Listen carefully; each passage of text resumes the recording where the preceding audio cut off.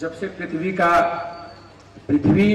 जब से चर्चा में आई या जब से पृथ्वी का उदय हुआ या पृथ्वी जब से तब से ये मकर संक्रांति का जो पर्व होता है, ये जो महीना चल रहा है हम लोगों का सबसे शुद्ध और सबसे पवित्र महीना माना जाता है।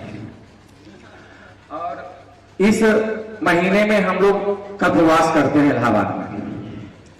तो मान लीजिए जो लोग कल्पवास नहीं कर पा रहे हैं, जो इलाहाबाद नहीं पहुंच पा रहे हैं, उनको मैं कॉलोनी में ही कथा, श्रीमद् भागवत या राम कथा जो भी जैसे हो जा रहा है सबको सुनने को मिल रहा है। मैं क्या कर रहा हूं, मैं आप लोगों से पहले भी बता चुका हूं कि सब हनुमान जी की कृपा है और आप लोग अगर साथ देंगे। मैं कल भी बोला था, मेरी बहुत इच्छा है, लेकिन मैं कल बोला था थोड़ा कष्ट भी रहता है मन में कि जो मैं चाहता हूं वो नहीं पा रहा है। जैसे मेरा अभी कथा होने से पहले आस्था चैनल के मालिक से बात हुआ था। वैसे तो आस्था चैनल के मालिक तो बाबा रामदेव जी हैं, लेकिन उनके नीचे जो देखते हैं उनके मैनेजर, उनसे बात हुआ था। तो मेरी पूरी तैयारी हो गई थी कि आस्था चैनल पे इसको मैं लाइव कराऊं, लेकिन आस्था चैनल पे लाइव कराने का ये जो जगह है वो छोटा पड़ा और मैं देखता हूं कष्ट भी होता है, बहुत कष्ट होता है कि पहले आप लोगों को ये सोचना चाहिए मैं एक कथा आवास विकास में कराना शुरू क्यों किया। आप लोग जानते हैं कॉलोनी में मैं तो बहुत छोटा बच्चा हूं, अभी तो बहुत ज्यादा आप लोग जानते हैं, आप लोग सामने खड़ा भी हूं। सबसे पहले आप लोग ये सोचिए मैं कथा कराना क्यों शुरू किया आवास विकास कॉलोनी में। आप लोगों से जो मैं बार बार बताता हूं कि हर एक व्यक्ति के जीवन में या जो व्यक्ति पृथ्वी पे आता है उसके प्रकार गर्भ में आते ही उसके अंदर ऋण हो जाता है। जैसे वो गर्भ में आता है वैसे ही वो कर्ज में डूब जाता है। पृथ्वी पे आते ही नाना प्रकार के कर्ज उसके ऊपर आ जाते हैं। तो मैं एक सत्यनारायण भगवान की कथा सुनने के लिए भी लोग सोचते हैं, और सत्यनारायण भगवान की कथा छोड़िए, आप लोग जानते हैं, सबसे सरल भाषा में आप लोगों को समझा रहा हूं। ये स्कंद पुराण की कथा है और उसमें यही बताया गया कि एक बनिया मन में संकल्प लिया कि मेरी पुत्री होगी या पुत्र होगा तो मैं कथा सुनूंगा। अब आप समझिए, मैं बृहद में सत्यनारायण भगवान कथा नहीं सुना रहा हूं आप लोगों को, एक उदाहरण दे रहा हूं। आप समझिए कि उसके मन में लालच आता गया, चाहे समय अभाव हुआ, चाहे जो भी हुआ, वो अपने जीवन में नहीं सुन पाया। जब वो दंडित हुआ, जब भगवान का दंड मिला, जब उसको लोग समझाए, तब जाके वो कथा सुना, तब उसके अच्छे सब कार्य हुए। तो आप सुनिए, समझिए कि ये सत्यनारायण भगवान कथा के लिए जिन लोगों के पास समय नहीं होता और आप लोग यहाँ कॉलोनी में रह के अपने घर से निकलना नहीं चाहते, और सोचिए 9 दिन यहाँ कोई नहीं है, जैसे बबलू भाई है या शर्मा जी है या मेरे मनोज भैया, जितने भी लोग हैं, कोई खाली नहीं है, किसी के पास समय नहीं है, लेकिन 9 दिन सब अपना काम धंधा छोड़ के घंटे 2 घंटे जो काम होता है करते हैं, इसके बाद सब पंडाल में आके कथा सुनते हैं। मैं आपसे कल भी बोला था कि मेरा नया साल नहीं, हम लोगों का हिंदू का नया साल नहीं होता है, हम लोगों का चैत्र में होता है नया साल, लेकिन ये कैलेंडर वर्ष बदलता है, ठंडी भी रहती है, इसलिए हम सोचे कि 1 जनवरी से 9 जनवरी तक 9 दिन की कथा चले, जो भी चले। और हम लोग इतने सौभाग्यशाली हैं, कुछ कारणवश पिछली साल महाराज जी नहीं आ पाए, कथा नहीं कर पाए थे। हम लोग इतने सौभाग्यशाली हैं, आप लोग देख ही रहे महाराज जी को, इतने कम उम्र में राम कथा, श्रीमद् भागवत पुराण, श्रीमद् देवी भागवत सब कंठस्थ है। और हम लोग बहुत सौभाग्यशाली हैं कि यहाँ बैठे बैठे सुन रहे। जैसे पहले दिन महाराज जी कथा कर, जो लोग पहले दिन आए होंगे सुने होंगे, महाराज जी बोल रहे थे कि एक आदमी था जो एक संत से मिला, और संत से मिला, वो बोल दिए बस बेटा कुछ नहीं, बस राम राम बोलो बस, और सिर्फ जीवन में एक बार राम बोला। वो आप लोग कथा सुने थे, आप लोगों को पता है, मैं दोहराना नहीं चाहता। वो भगवान राम के धाम को प्राप्त हुआ, बैकुंठ गया।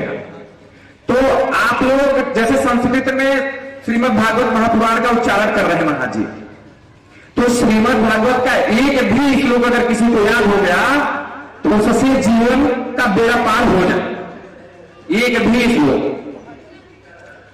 महाराज जी इतनी सरल और इतनी अच्छी भाषा में श्रीमद् भागवत महापुराण लोग सुना रहे हैं, हम लोग सौभाग्यशाली हैं। और फिर भी हम देख रहे हैं कितने लोग, आप लोगों की संख्या मान लीजिए बढ़ रही है, हम लोगों की संख्या कम हो रही है, कितने लोग हैं जो घर से निकलना ही नहीं चाहते, कितने लोग हैं घर से निकलना नहीं चाहते। मैं आप लोगों से बस यही चाहता हूं, आप लोग खुल के मेरा साथ दीजिए। भीड़ और बनाइए हर एक घर। अब ये तो आप लोगों को एकदम मतलब आप लोगों को एकदम पूरा मन में हो जाना चाहिए कि अब कथा 1 जनवरी से 9 जनवरी हर साल होगा। अब ये हम लोगों का सौभाग्य होगा कि हम लोग राम कथा सुनेंगे कि श्रीमद् भागवत सुनेंगे कि श्री देवी भागवत सुनेंगे। मैं आप लोगों से बोला कि आप लोग आशीर्वाद दीजिए, मैं सिर्फ स्वस्थ रहूंगा तो आप लोगों को अच्छी कथा सुनाता रहूंगा, आप लोग अच्छी कथा सुनते रहेंगे।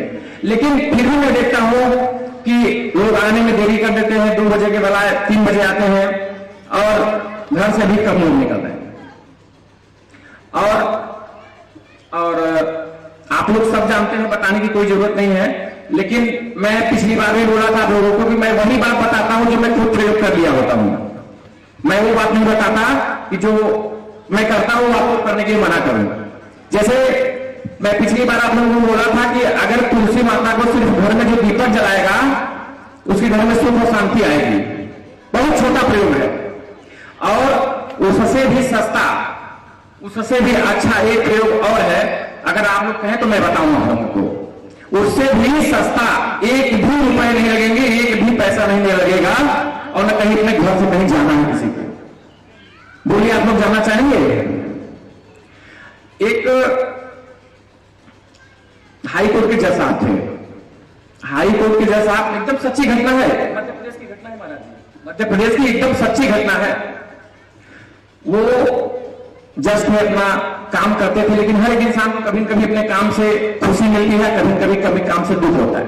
किसी काम को लेकर उनको दुख हुआ, पीड़ा हुई, नौकरी छूट गई है, वो अपना पूजा पाठ करने लगे, भजन चिंतन करने लगे। वो हनुमान जी के भक्त थे, तो हनुमान जी, अच्छा होता क्या है, भक्त भगवान से, भगवान भक्त से कभी न कभी जिद करते हैं, एक दूसरे से रोकते हैं। तो वो सोचे कि मैं इतना भोग लगाता हूं, इतना पूजा पाठ करता हूं, सब कुछ करता हूं, भगवान मेरा कभी कुछ नहीं सुनते।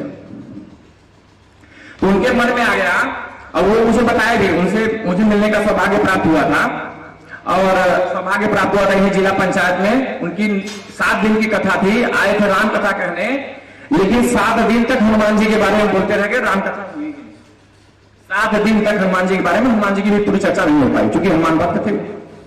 तो वो बताए कि मैं ऐसे दिन उठा, अब मैं आप लोगों को बता रहा हूं, आप लोग अपने जीवन में लाइएगा उस बात को, उससे बहुत फायदा मिलेगा आप लोग। वो बोले कि मैं उठा और मन बना लिया कि आज से 1 रुपए की अगरबत्ती नहीं चढ़ाऊंगा, धूप कुछ भी नहीं। तो भक्ति का एक सबसे बड़ी बढ़िया सीढ़ी बताया कि सुबह उठो बिस्तर पे ही, जरूरी नहीं है कि आप गंगा स्नान करो, यमुना स्नान करो या स्नान करो। वो बोले कि मैं उठा, अपने मन में अपने आराध्य देव, जो भी आपके आराध्य देव हो, उनको मैं अपने सामने प्रकट किया, अपने मन से माना कि मेरे प्रभु बैठे हैं मेरे सामने। और फिर मैं उनको अपने मन से बोला कि मैं गंगा सागर का जल, मन से नहीं, 1 रुपए खर्च नहीं, कहीं जाने की जरूरत नहीं, अपने मन से मैं गंगा सागर का जल लाके उनको स्नान करा रहा हूं। अब बढ़िया उनको लाल वस्त्र धारण कर रहा हूं, जो भी जिनके आराध्य देव हो, एकदम पूरा मन से 10 मिनट 15 मिनट, जो भी जितना आपके पास समय हो, जितनी में आप कर सके। तो आप लोग शुरू में जब देखेंगे ना, तो हो सकता है कि आपके आराध्य देव का चित्र सामने ना आए। आप नाना प्रकार जैसे आंख बंद करेंगे वैसे आपके घर का, गृहस्थी का सारा कार्य आपको याद आने लगेगा, आपके आराध्य देव याद नहीं आएंगे। लेकिन आप धीरे धीरे जब शुरू करेंगे तो आपको आनंद मिलना शुरू हो जाएगा। कभी हो सकता है आपको उनका पैर दिखाई दे, कभी हो सकता है उनका सर दिखाई दे, हो सकता है कभी आधा शरीर दिखाई दे। धीरे धीरे ये प्रक्रिया आप धीरे धीरे मन लगा के जब करेंगे सुबह सुबह तो होगा। वो बताए कि मैं अपने आराध्य देव को मन से प्रकट किया और गंगा सागर का जल लाके उनको चढ़ा, और फिर इसके बाद बढ़िया कपड़ा लाना नहीं है कुछ, बस मन से चढ़ाया और 56 प्रकार का भोजन उनको भोग लगाया मन से। ऐसे निरंतर बढ़िया मैं भजन कीर्तन करता रहा, ना नहाने की जरूरत, ना 1 रुपए की अगरबत्ती, ना धूप, कुछ नहीं। और धीरे धीरे जब उनकी क्रिया चलती गई, महीना 1.5 महीना जब हुआ, तो वो सोचे यार ये मैं ऐसी क्रिया कर रहा हूं, इसका प्रयोग किया जाए, इसका प्रयोग किया जाए, कुछ कहां तक मैं पहुंचा। तो महीने 1.5 महीने बाद वो अपना मन में ठान लिए कि आज भगवान मुझे जो देंगे मैं वही खाऊंगा। और अपने मन में संकल्प ले लिए कि आज मुझे पूरे दिन में जब ये चीज मिलेगा तभी मैं प्रसाद लूंगा, नहीं तो प्रसाद मैं नहीं लूंगा। सच्ची घटना है। सुबह हुआ, अपना नियम करके जैसा नियम करते थे अपना करो के, फिर नहा धो के अपना पूजा पाठ करके बैठे। उनकी पत्नी आई। पत्नी बोली महाराज जी कुछ ले लीजिए। तो वो बोली क्या है? तो जो भी नाम लिए उसके बाद वो कहे नहीं नहीं इच्छा नहीं है। पत्नी को नहीं पता था क्या संकल्प लिए, संकल्प उतना लिए थे। इसके बाद दिन बीतता गया, 11-12 बजे फिर वो जिद करने लगी कि आज क्या बात है, तबीयत आपका खराब है क्या, आप कुछ खा पी नहीं रहे हैं? तो वो बोले नहीं बस ऐसे ही। फिर वो कुछ नाम ले कि कुछ नहीं कुछ हो तो कम से कम दही लस्सी ऐसे कुछ मंठा उठा कुछ ऐसे दे दे, हल्का फुल्का कुछ खा लीजिए। फिर भी नहीं बोले वो। दोपहर हो गए, 2-3 बज गए। उनके गांव से लगभग 4-5 किलोमीटर की दूरी पे एक गांव था। वहां किसी की बिटिया की शादी थी। बिटिया की शादी थी तो शादी में जिनको शादी कराना था उनके पुरोहित वहां नहीं आ पाए थे। तो चूंकि पंडित ये थे, पंडित की जानकारी इनको पहले से ही सब थी। तो वो लड़की के बाप आए, इनसे बोले कि पंडित जी पंडित नहीं मेरे आप आए हैं, आप आइए जो है और बिटिया की शादी करा दीजिए। तो इनके मन में लगा कि चलिए शादी उनका करा दें। फिर जब निकलने लगे तो पंडिताइन पूछी थी कि मैं कुछ हो तो शरबत एक गिलास पी ले।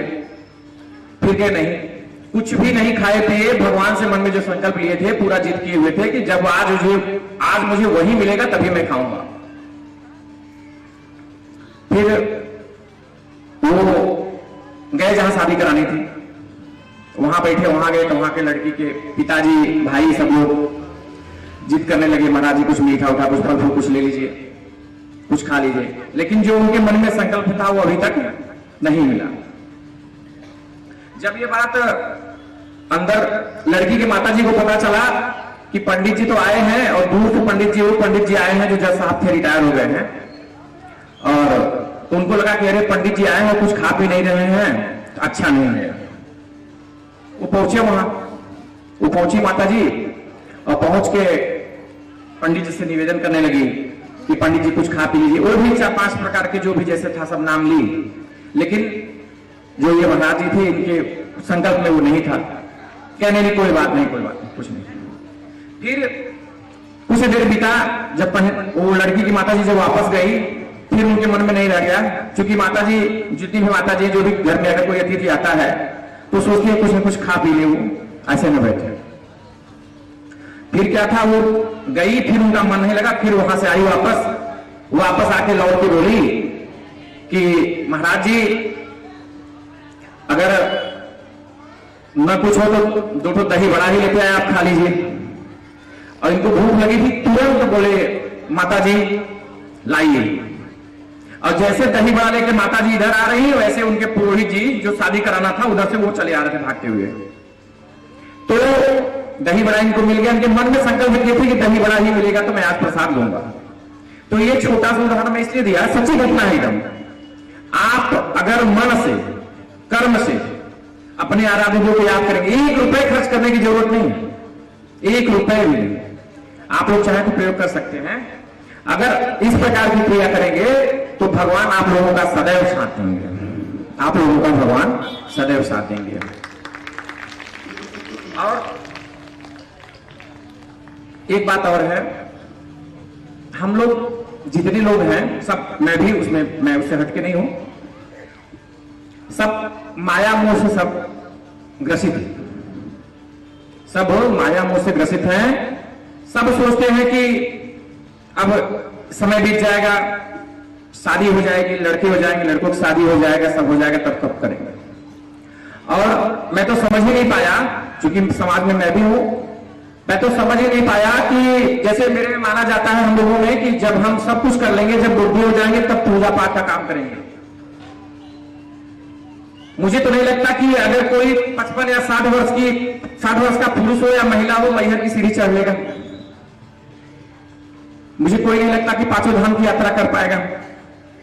तो उम्र की कोई वो नहीं है, कौन सी गारंटी है कि 55-60 वर्ष के बाद इंसान जिंदा ही रहेगा। तो इसलिए पूजा पाठ धर्म कर्म का कोई उम्र नहीं होता। जब आपको जब समझ में आए तब से ही शुरू करिए। और हम जितना ज्यादा अपने बच्चों या बच्चों के बच्चों के लिए सोचेंगे उतना ज्यादा परेशान होंगे। हम सिर्फ अपना जो धर्म है, अपना जो कर्म है, सिर्फ उसको करें।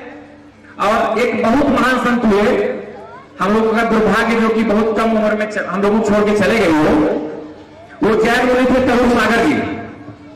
जैन मुनि तरुण सागर जी, आप लोगों ने अगर उनको सुना होगा, नहीं सुने होंगे तो सुनिएगा उनको। जैन मुनि क्रांतिकारी प्रवचन करते थे। वो जब बोलते थे तो महाराज जी तो मान लीजिए सरल और हृदय भाव से प्रवचन करते हैं, महाराज जी की वाणी भी मधुर है, सब कुछ है। वो जब बोलते थे तो वहां पूरी फौज की सुरक्षा व्यवस्था लगाई जाती थी। तरुण सागर जी जब बोलते थे तो पूरी फौज रहती थी कि कब क्या बोल देंगे वो। तो वो बोले थे कि हम अपने बच्चों के लिए क्यों परेशान हैं। हम लोग अपने बच्चों के लिए मतलब नाती के लिए क्यों परेशान हैं।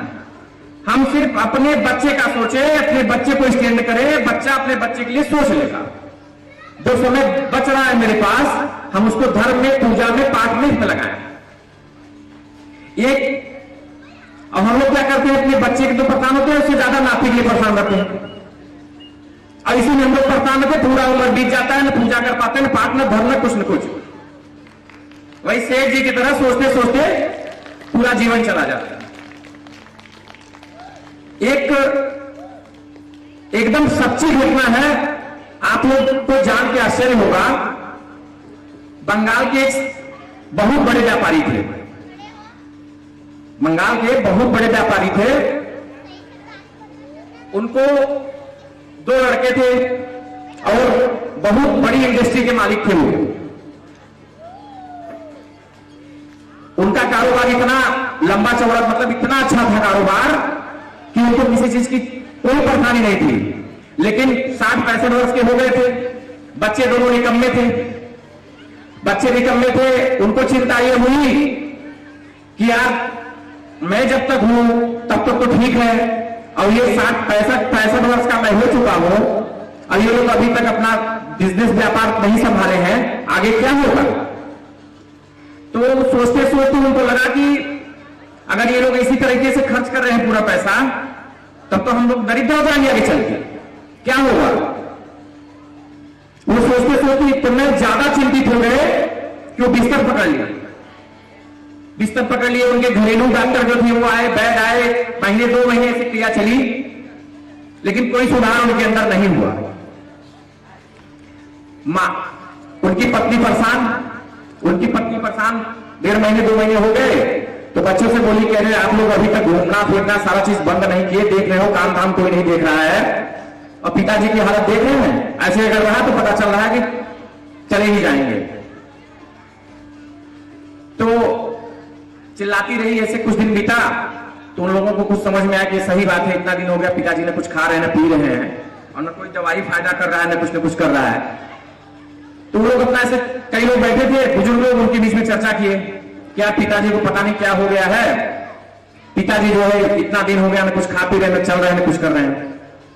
तो वहां कई लोग बैठे थे। देखिए, जब हम लोग भी ऐसा करते हैं, जब दवाई से या वैद्य से या किसी से कोई उपाय नहीं काम करता, तो लोग कहते हैं कि देखिए वहां जाइए, वो संत जी हैं, वो ओझा है, वो तांत्रिक है, वो जो है इसका निराकरण कर देगा। तो उसमें एक बुजुर्ग बैठे थे, वो बोले कि यहां से कुछ दूरी पे एक मंदिर है, पता दिए उनको, बाबा जी हैं, वो बाबा जी के यहां ले जाइए, आपके मतलब पिताजी ठीक हो जाएंगे। तो लड़के दोनों घर लौट के आए। लड़के जब दोनों घर लौट के आए तो माताजी से अपने बोले कि ऐसी ऐसी बात है माताजी, वहां बोल रहे थे कि अगर पिताजी को ले जाया जाएगा तो पिताजी स्वस्थ हो जाएंगे। तो माताजी कहे भैया अगर पिताजी सही हो जाएंगे तो आजे चलिए, अभी चल देते हैं हम लोग। ओके, नहीं चलिए, सुबह के समय चला जाएगा। तो अपना 2 गाड़ी से निकले, फल फूल लेके, अपना सारा सामान लेके गए बाबा जी के यहाँ। जब वहां गए, बैठे थे, तो छोटी सी मंदिर थी, कोई कुटिया उटिया नहीं, कुछ नहीं, एक छोटी सी मंदिर। और मंदिर ऐसा था कि उसमें सब दिख रहा था, बस एक भगवान की मूर्ति थी। जब भी सब पहुंचे तो वहां महाराज जी नदी में स्नान करने गए थे। ये लोग घंटे डेढ़ घंटे बैठे रहे। जो सेठ जी थे वो भी बैठे थे वहां मंदिर, अपना सब देख रहे थे, कुछ न बोल रहे थे, कुछ न कुछ कर रहे थे। और ये लोग क्या किए, जब वहां पहुंचे तो मूर्ति के सामने जो है फल फूल मीठा उठा जो भी अपना सब ले गए थे, पूरा सीधा पिसान जो भी दासी था सब वहां रख दिए। और जब घंटे डेढ़ घंटे बीते, 2 घंटे बीते, महाराज जी वहां से नदी स्नान करके आ रहे थे। तो जब आए मंदिर में तो मंदिर में क्या देखते हैं कि जैसे देख रहे हैं उधर पूरा सामान सब भरा पड़ा हुआ है। तो महाराज जी चिल्लाए, बोले कि ये बताइए ये सब कौन लाया है, किसका है। तो सेठानी जी खड़ी हुई और निवेदन करने लगी, महाराज जी हम लोग आ रहे थे आपका दर्शन करने, तो सोचे कुछ लेते चले जो है। तो बोले दर्शन करना है, मुझसे बात करना है, मैं तभी बात करूंगा जब आप सब ये सब हटा लेंगे यहां से। सेठ जी बैठे थे, सेठ जी देख रहे हैं तो सेठानी जीत करने लगी, अरे महाराज जी रख लीजिए, आप रख लीजिए। कह नहीं, ये सब हटाएंगे तभी मैं बात करूंगा। बार बार जीत किए, बार बार नहीं, फिर अंत में ऐसी बात आई कि आप लोग तुरंत यहां से जाइए, यहां बैठने की आप लोग जरूरत नहीं है। तब सेठानी जी डरी, सारा सामान जब वहां से हटाने लगी तो सेठ जी देख रहे हैं जो 1.5-2 महीने हो गया था एक भी शब्द नहीं बोले थे और न कुछ खा रहे थे न पी रहे थे। जब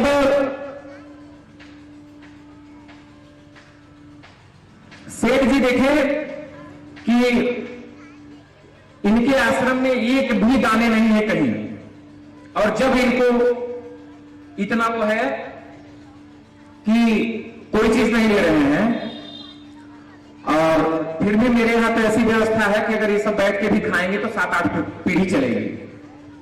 तुरंत उठे सेठ जी, हाथ जोड़ के तुरंत महाराज जी को प्रणाम किए और तुरंत सबसे बोले चलिए घर चला जाए। सब लोग आश्चर्य पड़ गए, सब लोग आश्चर्य पड़ गए, कह रहे अभी तक जो 1.5-2 महीने से बोल नहीं रहे थे, न कुछ कर रहे थे, एकाएक ऐसा क्या चमत्कार हो गया। तो वहां से ठानी जी पूछने लगी कि ऐसा क्या हुआ। तो बोलने लगे कि मैं इसलिए परेशान था कि मेरे नाती का, नाती के नाती का और आगे क्या होगा। और यहां तो महाराज जी को देखा कि आज के खाने का सिर्फ इनके यहां जुगाड़ है, कल की कोई व्यवस्था नहीं है। जब ये भगवान के भरोसे बैठे हुए हैं तो मैं क्यों परेशान हूं। तो मेरा निवेदन ये है, मेरे कहने का मतलब आप लोग समझे नहीं, मेरे कहने का ये मतलब था कि हम सिर्फ अपना सोचें और ज्यादा हो सके तो सिर्फ अपने बच्चे का सोचें, उसके बाद ना सोचें। सिर्फ कल मैं आप लोगों को बताया था, ऐसा नहीं, छोटे छोटे उदाहरण या छोटे छोटे कहानियां जो बनाई गई हैं। कहानी क्या, रामचरितमानस में क्या है, तुलसीदास जी सिर्फ चौपाई नहीं लिखे हैं। आप लोग देखेंगे तो तुलसीदास चौपाई के बाद उदाहरण देते ही पूरे राम कथा को समझा दिया। तो उदाहरण या कहानी जो भी जैसे समाज में होती है वो सब सीखने के लिए होता है। और हम लोग सौभाग्यशाली हैं, और आप लोगों को बताएं यहां जितने लोग बैठे हैं सब एक से बढ़कर एक कलाकार है। कल रात इन लोगों को सुनने का मौका मिला मुझे, 2-2:30 बज गया था, 2-2:30 बज गया था। आप लोग मतलब हम लोग कितने सौभाग्यशाली हैं कि हम लोगों को जो भी मिल रहा है, जो भी है, सब इतना अच्छा, क्या बताएं। आप लोगों को बता दें, श्रीमद् भागवत महापुराण चल रहा है, 7 दिन की कथा होती है, 8 दिन चलेगी, 8 दिन हम लोग पुरावती करेंगे और 9वें दिन हम लोग भव्य जागरण का आनंद लेंगे। कल कृष्ण जी का जन्म यहाँ पे होगा, हम लोग जन्म उत्सव मनाएंगे, उसके बाद आगे निरंतर कथा चलती रहेगी। लेकिन हम लोग पता ना कितने सौभाग्यशाली हैं, इधर जो व्यास जी बैठे हैं, सरस्वती जी की इनकी कृपा है एकदम। हम लोग, अगर आप लोग पहले वाला जो रामायण टीवी पे आता था या जो कृष्णा आता था, कृष्णा, उसमें जो रविंद्र जन गाते थे वो आवाज मिली है। इसके बाद उनके बगल में जो तिवारी जी बैठे हैं ये हारमोनियम बजा, इंजीनियर थे। अब देखिए यही होता है, ये इंजीनियर थे, इनको 30-35 हजार रुपए महीने सैलरी मिलता था, लेकिन भगवान की कृपा देखिए, महाराज जी अपने साथ जोड़ लिए, हारमोनियम बैठ के बजा रहे हैं। और इनको वहां प्रमोशन था, वहां ये और आगे जाते, एक कंपनी से होते, दूसरी कंपनी, तीसरी कंपनी में, मतलब 1.5-2 लाख रुपए महीने कमा ही लेते 4-6 साल में। लेकिन यहाँ आप क्या बताऊं आप लोगों को, कुछ भी नहीं, बस भगवान से प्रेम है कि हारमोनियम बजाए बैठे हुए। इसके बाद जो उधर बैठे हैं आर्गन पे, वो आर्गन बजा लेते हैं, हारमोनियम बजा लेते हैं, बांसुरी बजा लेते हैं। और तबला पे जो बैठे हैं आप लोग ताली नहीं बजाते। हम लोगों के बीच में आए कि दूर से चल के आए हैं, बताया ना, सिर्फ कलाकार को ताली चाहिए, पैसे का शौक हम कुछ नहीं है। इसके बाद उधर जो तबले में बैठे हैं उनके ऊपर भी बहुत कृपा है, तबला भी बजाते हैं, हारमोनियम भी, सब चीज, गाना भी गाते हैं। अच्छा, और इसके बाद सबसे छोटा पैकेट, हम लोग थोड़ा सा कल व्यंग्य और मजाक में बोल रहे थे, सबसे छोटा इधर है कान्हा जी। कान्हा जी, इनको आप देखते रहेंगे, संस्कृत का बहुत ज्ञान है, ये पंडित भी है, और इसके साथ गाना भी गाना आता है। यहाँ तक कि कल रात में, अब जागरण जिस दिन होगा उस दिन आपको इस आनंद मैं आप लोगों को कराऊंगा। ये मराठी में नाच रहे थे, छत्तीसगढ़ी में नाच रहे थे, मतलब जब गाना बज रहा था नाच रहे थे। और तो और आप समझिए, आप लोग उम्मीद नहीं करेंगे, ये जो कैमरा वाले हैं जो हम लोगों को लाइव शांति पर चैनल यूट्यूब फेसबुक पे हम लोग प्रसारित कर रहे हैं, यहां तक कि वो भी गाना गा रहे थे कल, तो हम क्या दिक्कत। और पैर वाले जो हैं इनको पंजाबी में, मराठी में, छत्तीसगढ़ी और गुजराती, मतलब कई भाषाओं का गाना भी याद है, और पैर तो बजा ही रहे हैं, और नाचना भी इनको आता है। अच्छा, एक निवेदन आप लोगों से करूंगा, थोड़ा मैं आज ज्यादा समय ले रहा हूं, क्योंकि मैं देखता हूं जो चीज छूट जाता है उसको बताना जरूरी होता है। वो तो ऐसे धर्म कर्म की बात चल रही थी, हाँ मैं इसलिए उसको बताया, याद आ गया मुझे, एक लाइन में भूल रहा था। मेरा धर्म है, मेरा कर्म है, मैं सौभाग्यशाली हूं, मतलब जाति पे मत जाइएगा, मैं सौभाग्यशाली हूं कि ब्राह्मण परिवार में पैदा हुआ हूं। और ब्राह्मण का धर्म ही होता है शिक्षा लेना, शिक्षा देना, ज्ञान लेना, ज्ञान देना, यज्ञ करना, यज्ञ करवाना। तो इसलिए ये जो चल रहा है, जो भी अच्छी बातें मैं बता देता हूं, ये मेरा धर्म है। और 9वें दिन भव्य जागरण होगा, यहां कोई रोक नहीं है, किसी को कोई निषेध नहीं है। जिनको गाना गाना हो, वो चाहे वो महिला हो चाहे पुरुष हो, बिना संकोच। और मुझे अच्छा लगेगा अगर मेरे कॉलोनी के जितने ज्यादा लोग भाग लेंगे और अच्छा लगेगा। और सब लोग आइएगा 9वें दिन, और अपना अपना नाम जो है लिखवा दीजिएगा वहां पे। और बाकी तो हम लोगों को कथा महाराज जी बहुत आराम से, बहुत अच्छे से भाव से सिखाई रहे हैं। बस एक निवेदन है कि जब अच्छी बात लगे तो आप लोग ताली बजाइए, और जब महाराज जी भजन गाए उस भजन में गुनगुनाइए, क्योंकि जब आप भजन को गाएंगे, अगर उसमें से एक भी लाइन याद हो जाएगा तो कल्याण हो जाएगा। एक बार जोर से आप लोग बोलिए, इसके बाद मैं अपनी बारी को विराम देता हूं, आगे महाराज जी की कथा चलेगी। एक बार बोलिएगा, जोर से बोलिए, जय राधे कृष्णा, जय राधे कृष्णा, हनुमंत लाल की। आओ टेपा बोलिए, हनुमंत लाल की, कृष्ण भगवान की, कृष्णानंद महाराज की।